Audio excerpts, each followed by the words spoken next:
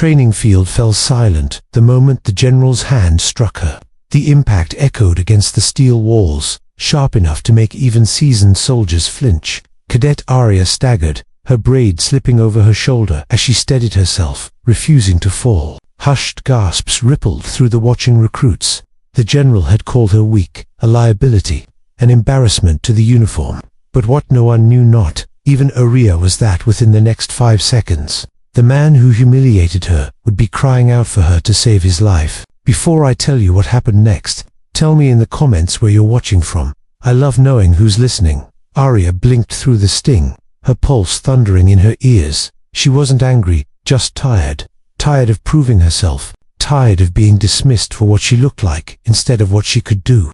Her hands shook as she clasped them behind her back, hiding the tremor that betrayed the storm inside her chest. Dust drifted lazily through the morning sunlight. A bird perched on a wire overhead, as if even nature paused to witness the cruelty. The other cadets shifted uncomfortably.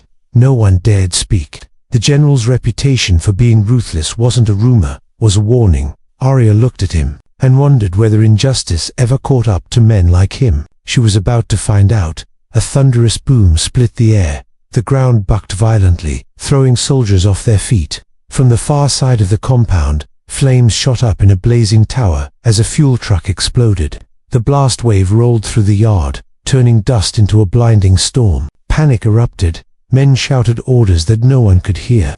Metal shards rained down like angry hail, and the general who, just moments ago, stood tall and unstoppable, was now collapsed beneath a fallen section of scaffolding. Blood trickling down his temple. The yard filled with smoke and fear. No one moved toward him.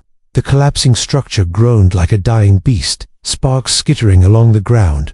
Aria hesitated. For the briefest moment, a darker thought whispered to her. He deserves to feel powerless. He deserves to know what it means to hurt someone smaller.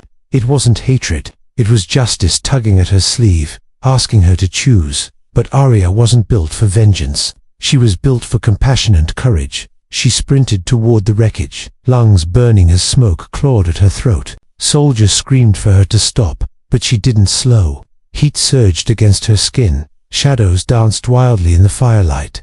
Metal moaned from above, threatening to collapse any second. The general's voice reached her broken, terrified. "Help, please." The same man who had called her worthless. Aria planted her boots into the dirt, gripping the twisted metal. "I've got you," she whispered, more to herself than to him. Then louder commanding, "I need a team. Now." Her voice carried authority none had ever heard from her. 4 cadets rushed forward, galvanized by her fearlessness. They moved like a unit bars wedging under steel, hands blistering, muscles shaking.